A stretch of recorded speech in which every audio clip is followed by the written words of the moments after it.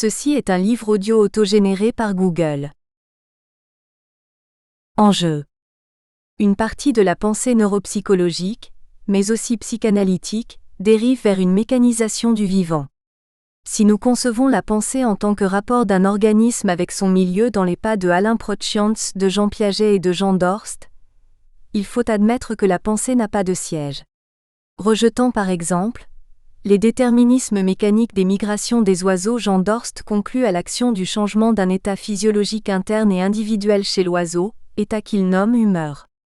Il l'observe en particulier chez les oiseaux qui ne migrent que partiellement au sein d'une même population, alors que d'autres de la même espèce et du même territoire migrent complètement. Les conditions physiques qui entourent le phénomène des migrations aviaires doivent rencontrer cette disposition ou impulsion à la migration, chez l'individu en fonction donc de son état physiologique. Jean Dorst parle à cette occasion d'un comportement psychologique stéréotypé en général de l'oiseau, comportement qui est au carrefour des rapports complexes d'un organisme avec son milieu. Ce comportement ne se comprend qu'en liaison avec l'écologie, le cadre des populations aviaires, des facteurs physiques, climat, lumière, température, régime des vents, psychologique, comportement grégaire. Ces mouvements migratoires ne sont pas mécaniques dans la mesure où on y reconnaît des individualités, des spécificités, des différences déroutantes, la physiologie particulière d'une impulsion migratoire. Piaget expose que si l'arithmétique binaire des connexions neuronales présente un isomorphisme avec la logique, il ne faut pas conclure trop vite. Il s'agit pour lui d'une condition nécessaire mais non suffisante, en attente des interventions de l'environnement, langage, échanges sociaux, vie sexuelle, au cours de la maturation d'un être vivant. La logique a ses lois propres, prend sens dans un milieu concret où elle opère. Les possibilités du système nerveux en formation s'actualisent ou non dans les échanges d'un organisme avec ceux qui l'entourent. Non sans raison, Jean-Pierre Dupuy voit dans les données de l'embryogenèse, du développement des organismes, la meilleure des résistances à la mécanisation du vivant. Par exemple, la personne constipée ne l'est jamais indépendamment de ce qui se produit dans l'entourage, le mode de vie, les ennuis, le milieu intérieur de l'organisme. Nous pensons avec l'ensemble de notre corps, de ses actions, à travers des voies et centres nerveux distribués en tissus, noyaux, fibres, cerveau, système, appareils, de façon décentralisée. Ce fait n'est pas nouveau. La métrie déjà exposée dans l'homme-machine est plus que machine, une vision décentralisée du corps et du système nerveux, faite d'autonomie régionale. Les débats du jour autour de l'existence d'un second cerveau, situé dans les tissus et organes de l'appareil intestinal, réactualisent une conception non mécanique de la biologie. Cependant, l'expression de second ou deuxième cerveau est curieuse. Elle laisse entrevoir une vision hiérarchique, anthropocentrique de l'organisme. Nous ne retiendrons donc pas cette conception théâtrale et fausse de la vie nerveuse, sauf pour ce qu'elle ouvre de nouveau. La prise en compte de l'organisme, son milieu intérieur, dans son environnement concret, peut espérer reprendre à l'occasion de ces débats sa place. C'est plaider effectivement en faveur de la discipline de la biologie des organismes, de la pensée de Claude Bernard et d'une conception dynamique de la psychologie ancrée dans le phénomène du vivant. Souvenons-nous des travaux de Piaget sur la Limnea stagnalis, mollusque d'eau douce, en rapport avec le stade sensorimoteur chez l'enfant. Ils annoncent l'épigénétique. Piaget sort du faux débat inné-acquis et conclut à une intervention-action du milieu sur la morphogenèse d'un être vivant. C'est aussi plaider pour une autre vision de la vie psychique comprise en tant que qualité de la vie nerveuse, incluse dans un organisme pris dans un environnement. L'idée courante que l'on se fait en général de l'anatomie, des voies et centres nerveux, pourrait en sortir remaniée si l'on veut bien comprendre qu'ils ne sont pas dénués de représentation. Pourquoi disons-nous cela ? L'anatomie descriptive, le rendu géométrique des voies et centres nerveux ne font peut-être pas ressortir de façon claire leur statut de représentation des contraintes des milieux d'un organisme inclus dans son vrai environnement. Autrement dit, l'anatomie, la distribution des voies et centres nerveux représenterait au sein de l'organisme l'environnement et ses contraintes, la façon dont un être vivant s'est organisé pour continuer à vivre. L'anatomie aurait alors le statut d'une introjection des contraintes d'adaptation, appelée par Jean Piaget assimilation. C'est dire qu'un conatus œuvre au sein des organismes, un conatus qui est le vivant lui-même dans son effort à persévérer dans son existence. Point besoin ici d'un principe métaphysique, de la notion d'élan vital. L'idée de conatus sert à réfléchir le phénomène du vivant, sans qu'il soit besoin de lui attribuer une sorte d'âme. C'est donc l'occasion de renouveler une pensée neuropsychologique entichée par ce qu'il faut bien appeler une nouvelle forme de scientisme sous couvert d'une science générale du mental. Occasion de renouveler aussi une psychologie toute de causalité psychique, parfois tentée par la cybernétique. Celles-ci peuvent être repensées à partir de nouvelles considérations, qui ne sont pas si nouvelles à bien y regarder. En considérant, à la fois, les données de l'embryogenèse, de l'anatomie, de la distribution des voies et centres nerveux au sein de l'organisme, à la faveur des décours des rapports vie intestinale, vie nerveuse, vie psychique, il est possible de s'émanciper de vieilles idées, notamment de l'opposition fausse, causalité psychique, causalité organique. Nombre de bases de la construction d'une science objective du mental en lien avec la neurologie, l'imagerie, certains modèles mathématiques, proviennent d'un cycle de conférences américaines dites conférences de la Fondation Messi. Ces conférences s'étalèrent en 10 séances sur la période 1946 à 1953, selon Jean-Pierre Dupuy. Leur influence, elle fut forte, s'étendit en France à la psychanalyse, à la biologie, à la neurologie et à bien d'autres domaines. Elles ont créé la cybernétique. Terme aujourd'hui passé de mode, cybernétique signifie étymologiquement « science du gouvernement ». On lui préfère actuellement le terme de « science cognitive ». Il est possible qu'une des suites des conférences Messi ait essaimé en psychologie francophone à l'occasion de la traduction par Claude Van Ries, 1983, d'un ouvrage méconnu de Freud, Contribution à la conception des aphasies.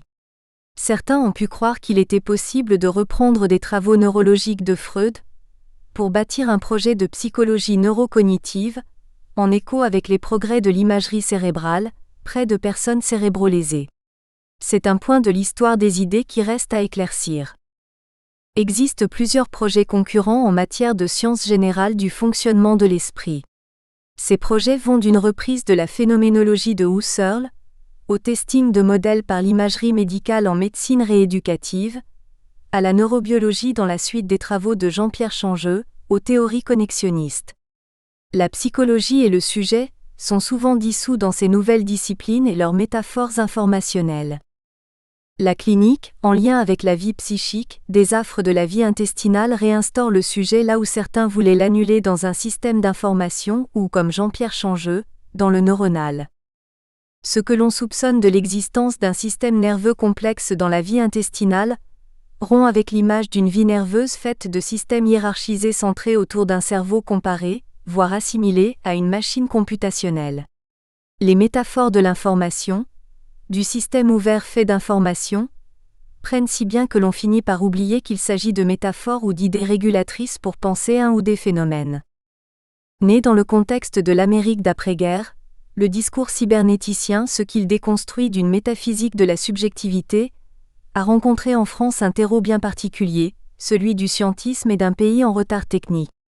Le discours cybernéticien peut y perdre l'intention humaniste, philanthropique, qu'il avait outre-Atlantique. Et effectivement, il a œuvré en France à ce qu'il est convenu d'appeler une pensée de la déconstruction de la métaphysique de la subjectivité. À la question relative à l'humanité de l'homme comparée à la machine, Lacan avait répondu en son séminaire de juin 1955 : la question de savoir si la machine est humaine ou pas est évidemment toute tranchée, elle ne l'est pas. Seulement, il s'agit aussi de savoir si l'humain, dans le sens où vous l'entendez, est si humain que ça. Cette réponse venant d'un médecin et d'un psychanalyste donne à réfléchir. Le rejeton des travaux de Lacan en 1955 peut se retrouver dans le projet de neuropsychanalyse dont l'association résidait encore à Londres en 2004. L'homme ennuyé par ses embarras intestinaux, celui que l'on trouve indisposé dans les couloirs des hôpitaux, qui requiert des soins infirmiers spécifiques et pénibles, déconstruit les prétentions des nouveaux scientismes. Il suffit de rappeler que les traitements des troubles intestinaux dans un hôpital général peuvent représenter un tiers de l'utilisation physique des consommables en pharmacie. C'est un enjeu majeur de santé publique et économique. Mais accidents bien divers leur en advinrent. Car à tous survint au corps une enflure très horrible. Mais non à tous en même lieu. Car aucun enfloie par le ventre. Et leur ventre leur devenait bossu comme une grosse tonne. Desquels est écrit, Ventrem omnipotentem. Lesquels furent tous gens de bien et bons raillards. Et de cette race naskit saint Pansart et Mardi Gras. François Rabelais, Généalogie de Pantagruel. Le modèle de l'un en l'autre ou comment penser la porosité vie psychique, vie tubaire. L'exploration des causes organiques, iatrogènes, désordres biologiques liés au traitement, toxiques, psychogènes des embarras du tube digestif, des troubles fonctionnels intestinaux, troubles du transit, constipation et diarrhée, associés aux ballonnements et douleurs abdominales, et riche d'enseignements. La constipation isolée et ses complications, les diarrhées chroniques, les plexus hémorroïdaires internes, les vomissements, les dysphagies, les fausses routes permettent de circonscrire un rapport singulier entre le cours de la vie psychique et les événements de la vie digestive tubaire, de la bouche à l'anus. Ces événements qui encombrent l'esprit, le saisissent, l'affectent, s'intriquent avec les conflits psychiques et leurs embarras spécifiques. De l'un dans l'autre ils se majorent ou se modèrent. Ce phénomène de porosité, s'il existe, varie selon les lieux considérés du tube digestif, selon que l'on est dans sa partie haute, sa partie stomacale, sa partie basse, sa partie terminale.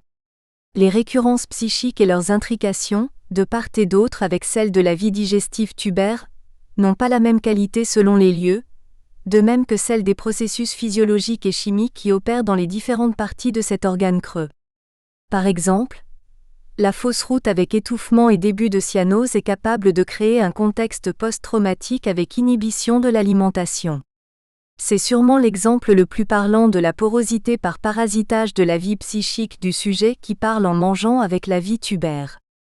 Chez l'homme, le tube digestif baigne dans une activité langagière, sociale et motrice très riche à son entrée et à sa sortie, en sa partie gastrique, dans sa région abdominale.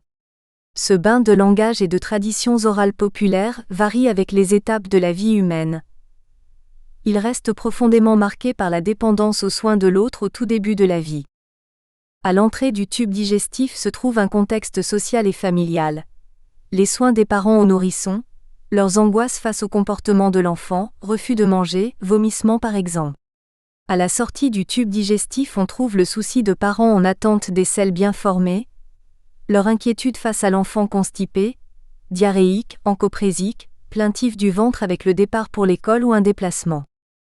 Dans la partie stomacale seront ressenties les douleurs gastriques et ulcéreuses qui assombrissent le caractère de l'adulte bilieux.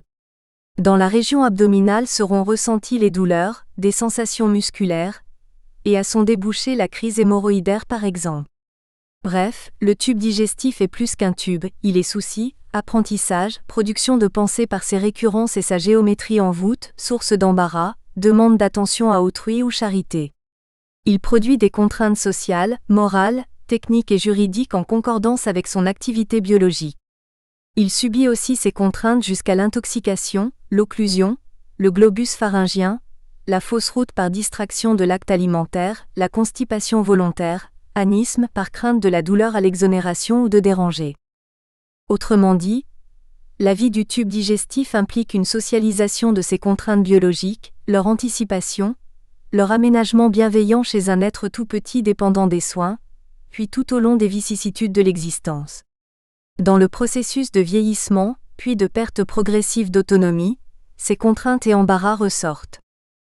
Ils redeviennent une préoccupation de tous les instants avec nécessité de soins, d'appareillage et de précautions déplaisantes qui assombrissent la fin de vie.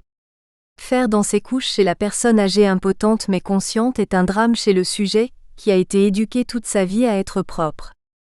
La sursollicitation des soignants en EHPAD par des personnes âgées encore continentes et soucieuses de leur propreté engendre des pratiques qui ne sont pas sans risque.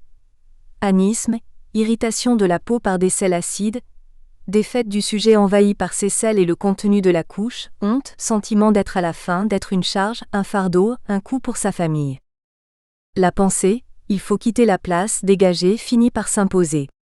La contrainte institutionnelle peut transformer des personnes continentes en personnes incontinentes et plus fondamentalement en organismes, ayant perdu toute élasticité, toute possibilité d'adaptation par lui-même et de lui-même.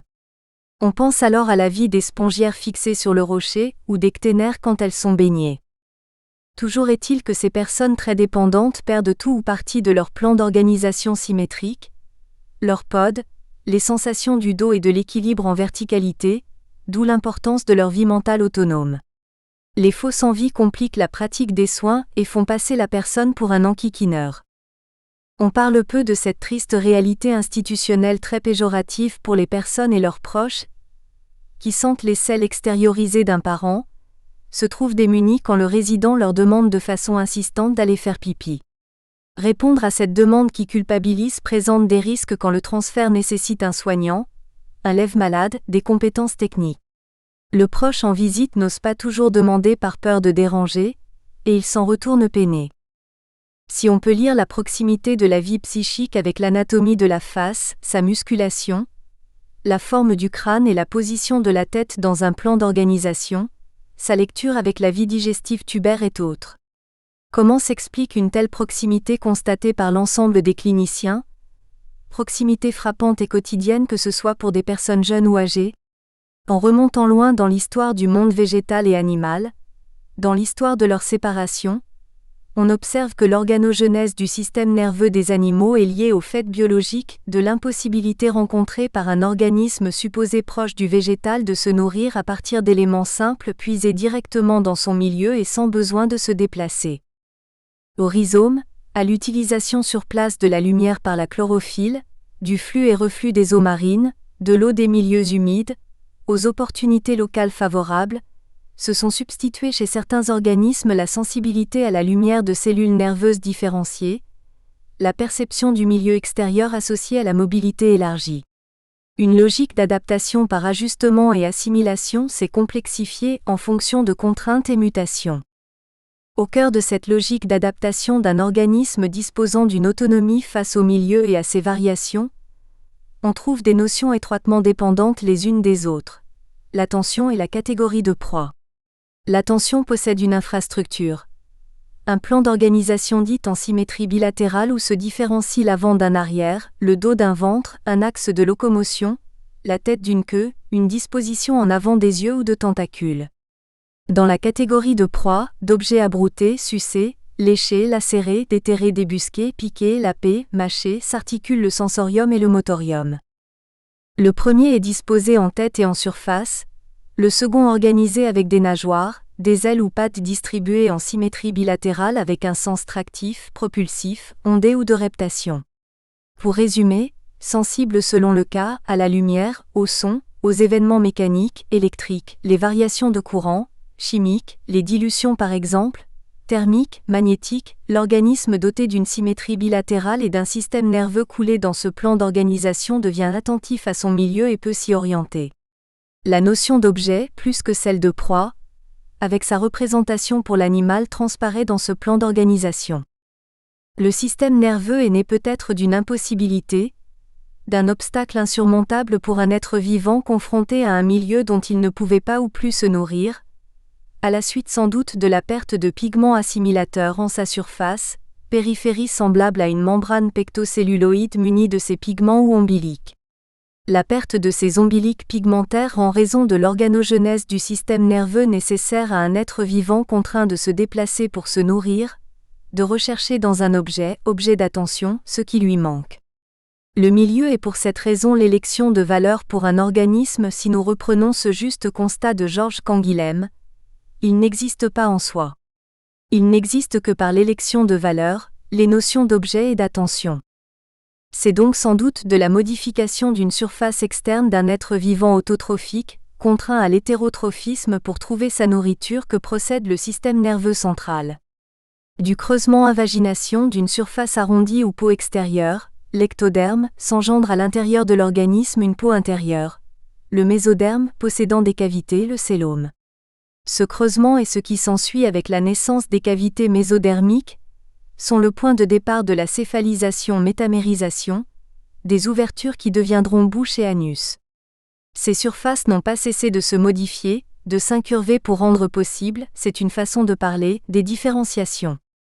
L'explication de la porosité vie psychique vie tubaire s'éclaire au regard de l'événement biologique qui s'est produit en surface, sur la peau d'un organisme, et à casser son ancrage nutritionnel, aux éléments simples du milieu immédiat, bouleverser son quasi-immobilisme originaire.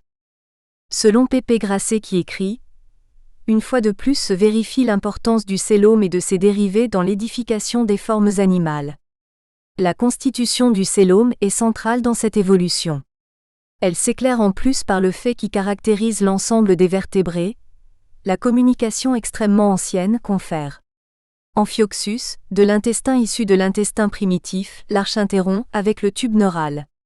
Cette voie de communication se nomme le canal entérique. Son existence ainsi que celle du cellome péri-intestinal, dans l'embryon de tous les vertébrés ont de grandes conséquences en psychologie et démontrent plus qu'une porosité, un passage, canal, observable au stade embryonnaire. L'adage populaire, mot de ventre son mot de l'âme, est loin d'être sans fondement.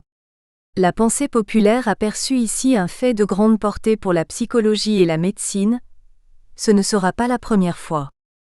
La contrainte à sortir d'un milieu devenu hostile, ou impropre, à quitter un biotope, à s'affranchir d'un environnement. Nous avons conscience que ces termes de quitter ou s'affranchir sont trop finalistes, trop humains, est une des sources du système nerveux et de la vie psychique. Digestion, nutrition et vie nerveuse ont plus que des porosités. Elles ont des rapports profonds, structuraux, organiques. On ne tranchera pas ici sur l'existence d'un cerveau entérique. On remarquera simplement que si les neurones du système nerveux entérique font synapse avec ceux du système autonome, certains d'entre eux sont indépendants. Comment comprendre cette indépendance relative du point de vue organique et psychologique ? Quelle est sa signification ? S'agit-il d'un reste évolutif, des premiers bricolages d'un organisme contraint au mode de vie érotrophique au plus près des appareils de la nutrition, d'un organisme aquatique ou de milieu humide comme un flagellaire ? Toujours est-il que le système nerveux entérique procure une mobilité de tous les instants par les différents sphincters du tube digestif et le péristaltisme, contraction musculaire ondée d'un organe en forme de tube, ce dernier évoquant à très longue distance bien entendu la membrane ondulante de certains flagellés, le mouvement tractif de leurs battements. On observe dans ces organismes dits simples, les protozoaires, un contrôle de ces mouvements par les organiques. Mobilité et tube digestif sont profondément associés. Le premier organisme apte au déplacement entourait probablement de son épithélium le nutriment trouvé au hasard. En fait, soulignait François Jacob, le vivant procède toujours avec le même matériel et l'adapte. C'est pourquoi, on ne peut pas parler ici d'analogie mais plutôt de rapport ou de transformation au gré de la complexification du vivant qui font sens si on compare leur forme ou état. Ces propriétés digestives et de mobilité dites de surface ont dû, comme l'explique Claude Bernard, être transposées à l'intérieur des organismes pour constituer le tube digestif au cours de l'évolution. La problématique de la motricité interne et externe est centrale dans les rapports évolutifs de la vie nerveuse et psychique, avec la vie tubaire et la nutrition. Par voie de conséquence, le fait de constipation, de la nécessité de s'exonérer des selles renvoie à l'évolution par complexification, sélection et petite variation des organismes autotrophiques aux organismes hétérotrophiques. On peut penser qu'une petite variation répétée de l'état de la surface d'un végétal peu complexe mais disponible, pour une adaptation de hasard à un mode de vie plus mobile a ouvert la voie à l'organogenèse du système nerveux. La question de la constipation et de la digestion, son frontière entre la vie animale et végétale, les poser réfère à la logique évolutive du vivant. Inévitablement, les méandres de la vie psychique auront toujours en arrière-fond les raisons biologiques qui obligent l'être vivant de se déplacer, de faire varier son milieu, de s'adapter. Une des récurrences majeures de cette adaptation sur la vie psychique est celle de devoir toujours composer avec la réalité du tube digestif à l'intersection de l'organisme et du milieu dont il dépend pour se nourrir. Les psychologies tentent de se fonder sur ce que l'on estime savoir des motivations d'un homme, souvent pour mieux le gouverner en manipulant l'objet de son désir. Jung établit sa psychologie sur les créations culturelles. Rites, symboles, images, archétypes, contes et légendes rassemblés en formation de l'inconscient dit collectif. Lacan s'appuie sur un livre de Littré Pathologie verbale, sur Anton Mesmer, Heidegger, Jean l'Évangéliste pour démontrer le rôle du langage, de la mémoire de la langue, l'incantation du monde par les contes et légendes. Spinoza fonde sa psychologie sur l'idée force d'effort de l'homme à persévérer dans son être, à augmenter sa puissance à être. Le conatus. Platon sur la théorie du désir après la séparation, Schopenhauer sur la sexualité, Hume sur la théorie du sujet centré sur l'intérêt, la microéconomie sur celle de l'individualisme méthodologique, l'homme spéculateur d'un profit, Hobbes sur la force et la crainte, Paul sur la culpabilité. Mais quelles que soient ces psychologies, elles seront toujours dépendantes de la vie tubaire et motrice des vertébrés, de leur récurrence, dépendantes aussi des modes de gouvernance sociale. Le grand mérite de Freud est d'être parti de la vie sexuelle infantile, d'avoir inscrit la psychologie dans la réalité de la famille, du devenir, des œuvres de culture. Esprit analytique, attentif aux détails, il échappe aux explications d'ensemble. L'enfant, sa famille, les conflits existent pour lui. La nécessité d'évacuer les résidus digestifs n'est pas nouvelle, elle date de milliards d'années, une durée incommensurable à vue humaine. La première bouche est dite physiologique chez la paramécie, bouche qui est le fond du cytopharynx. Par elle s'engouffrent les proies rendues inoffensives qui seront digérées dans la vacuole digestive et dont les résidus seront expulsés par le cytoprocté, quasi-anus cellulaire. Le plan d'organisation du tube digestif est déjà présent chez les protozoaires. Entouré de cellules nerveuses au fil du temps, l'évacuation des déchets devient une question psychique par céphalisation. Elle est centrale chez les mammifères, écrasante chez l'homme où elle donne naissance aux formations psychiques les plus déterminantes. Le questionnement de la constipation, de son vécu, de ses circonstances est affaire plus que sérieuse. Y adhère une source de causalité des troubles cognitifs, y compris chez l'adolescent, celle d'un trouble de la personnalité, du sentiment de mal-être, d'une pensée chargée d'obsession. L'organisme qui ne peut évacuer les résidus de la digestion est en danger et le sait. Même s'il ne le verbalise pas, il en produira des signes. Parfois, le clinicien oublie de poser la question de l'évacuation intestinale. Sa fréquence, sa quantité, son déroulé peuvent être ignorés quand l'attention du soignant s'attarde ailleurs. Si un patient va à la selle mais avec de petites quantités de matière, il peut être constipé. S'il émet des liquides, il peut s'agir de fausses diarrhées réactionnelles aux selles compactées. L'attention du clinicien est sollicitée par les plus petits détails, l'inobservé, qui accompagnent les embarras intestinaux. Ces derniers ne se résument pas aux constipations, aux diarrhées, mais concernent les troubles dits fonctionnels comme les ballonnements et les douleurs diffuses, symptômes associés. Page de droite. Embryogenèse de Amphioxus, base des vertébrés de A à D à l'archintéron, intestin primitif, avec sa paroi formée par l'ectoderme et l'endoderme. Le blastopore, BL, dérive de l'ectoderme, s'étire comme une lèvre sur l'ectoderme dorsal, délimite un orifice. Le neuropore N, celui-ci gagne une position antérieure. En D, on observe les vésicules mésodermiques VM et le canal entérique CNE par lequel communiquent l'intestin et le tube neural après rapprochement des bords restants de l'archintéron en tube A. Merci à Pépé Grasset. L'absence des symptômes couramment associés à la constipation interroge quand il y a une constipation isolée de la fonction, détachée de l'ordre organique, état de choses qui peut masquer une plainte, un repli sur soi. Comment la constipation peut-elle se détacher de la fonction organique, s'en isoler ? La constipation sans douleurs abdominales ni ballonnement, c'est-à-dire la constipation non fonctionnelle, vise autre chose qu'un désordre de la fonction, plus certainement une fonction psychique à l'œuvre, une stase d'angoisse, une névrose caractérielle. L'absence de douleur localisée et de ballonnement ne signifie pas obligatoirement l'absence de plainte, d'affect et de récurrence dans la constipation isolée. Sans les symptômes associés, la constipation peut être devinée au stéthoscope, au toucher, à l'interrogatoire, au comportement et au caractère de la personne. Le refus de traitement, la méfiance, la prise de morphinique ou de psychotropes, le régime alimentaire inadapté, l'obésité, l'apathie peuvent laisser suspecter une constipation parfois récurrente, devenue habituelle, non dite. Les embarras de l'intestin pourraient être aujourd'hui inclus dans le tableau des troubles fonctionnels intestinaux, mais sans toutefois s'y limiter. Pour quelles raisons ? La réflexion ici engagée intègre la constipation indépendamment des symptômes de douleurs abdominales localisées et des ballonnements. C'est pourquoi nous préférons conserver à l'expression courante, embarras de l'intestin, un sens plus large. Détaché de l'ordre de la fonction organique, état qu'elle montre quand elle n'est pas associée aux symptômes du trouble du transit. La constipation n'est jamais isolée d'une organisation dans la mesure où elle change de régime organisationnel. Changer d'ordre d'organisation signifie pour la constipation prise en isolat, sa transposition dans une organisation psychique avec ses symptômes et ses signes propres. Nous y incluons les troubles cognitifs. Embarras et troubles fonctionnels ne concernent pas les affections organiques, par exemple des lésions inflammatoires ou infectieuses, affections dont la suspicion dès le départ doit être explorée par des actes cliniques et paracliniques. Le dégoût des aliments, la plainte de ne pouvoir avaler, la sensation d'avoir la gorge serrée doivent aussi interroger. Le fait de ne pas aller à la selle, au siège, à la garde-robe ou chaise percée, durant des jours finit par produire un grand dérangement dans la vie des personnes, un dérangement pénible à avouer et à confesser. Serait-il coupable ? Pourquoi ce refus d'être déchargé, ou cette condamnation à ne pas l'être ?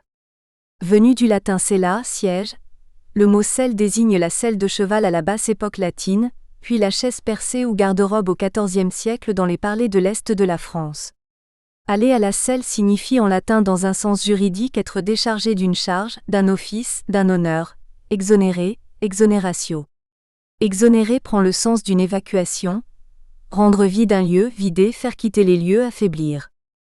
La proximité vie psychique, vie digestive tubaire évoque une interface poreuse avec des échanges de l'un en l'autre comme on le dit en héraldique.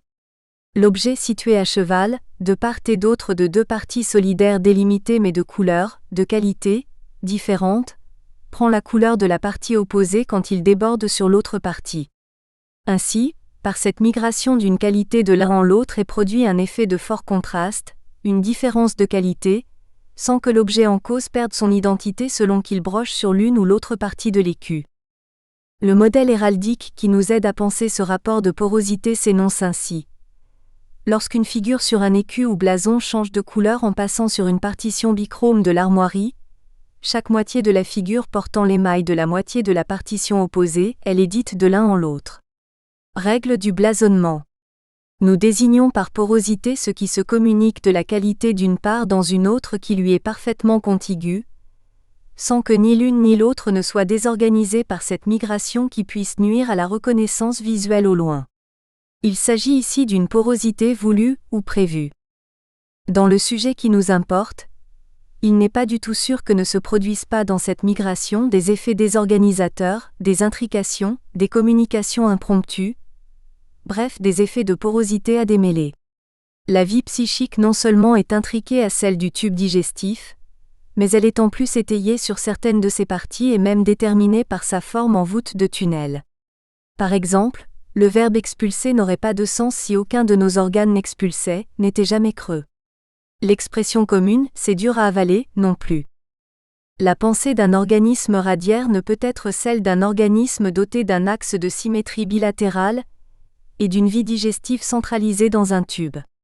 La pensée dans ses contenus, ses modalités prend appui sur la forme creuse ou évidée de certains organes pour construire sens, adaptation, ajustement, élection des valeurs du milieu, apprentissage et mots à partir d'expériences organiques concrètes.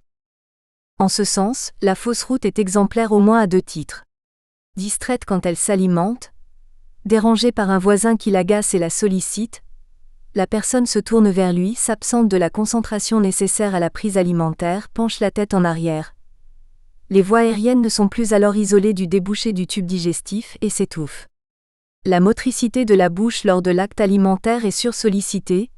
Elle demande au sujet une forte attention, notamment posturale, linguale, temporelle et respiratoire. Les suites de la fausse route, celle qui s'est produite en public notamment, ne sont pas anodines. Un contexte post-traumatique s'installe et peut inhiber l'acte alimentaire. Le fait de s'alimenter est transposé en activité jugée dangereuse par le moi du sujet. Par le mot de porosité, nous tentons de saisir tout ce que les rapports vie psychique, vie digestive tubaire, leur communication, leur migration de l'une en l'autre, leur parasitage peuvent avoir d'inattendus et de non visibles. Le mot de porosité désigne un phénomène non toujours voulu où quelque chose suinte par des pores, de minuscules ombiliques et peut être absorbé ailleurs. Il désigne aussi une surface de contact munie des points de passage favorisant des échanges, une propriété de perméabilité. En quoi la vie du tube digestif est-elle perméable à la vie psychique? Elle l'est dans l'exacte mesure où, sans identifier l'existence de deux substances que personne n'a pu de visu compter depuis Descartes et Malebranche, ces vies partagent le même bio mais non les mêmes buts, ni les mêmes logiques. Elles coexistent de l'une en l'autre sans être superposables, mais sans perdre l'unicité du vivant. Par exemple, les pensées de l'homme embarrassé par une situation sans issue décrivent un encombrement quasi-intestinal où les matières figées ne trouvent pas à s'évacuer. Rabelais raconte ainsi la position de Gargantua étirée, partagée, contractée entre le chagrin de la perte de son épouse et la joie d'avoir un fils. Quand Pantagruel fut né, qui fut bien esbahi et perplexe, ce fut Gargantua son père. Car voyant d'un côté sa femme Badbec morte et de l'autre son fils Pantagruel né, tant beau et tant grand, il ne savait pas que dire ni que faire. Et le doute que troublait son entendement estoit, à savoir s'il devait pleurer pour le deuil de sa femme ou rire pour la joie de son fils. D'un côté et d'autre, il avoit arguments sophistiques qui le suffoquaient car il les faisait très bien in modo et figura, mais il ne les pouvait souldre. Et par ce moyen demeura empestré comme la souris empeignée, ou un Milan prince au lacet. Pantagruel, du deuil que mena Gargantua. La vie des hommes est coutumière de ces situations qui semblent inextricables, du deuil où un être ne peut se séparer de la personne chère, s'en exonérer, quitte à la conserver en effigie ou en lui-même pour son malheur. L'homme angoissé avalera difficilement quelque chose. L'homme impuissant ne supportera pas la perte de ses selles, en concevra un sentiment d'appauvrissement, la rétention compensant la... Nous espérons que vous avez apprécié cet aperçu.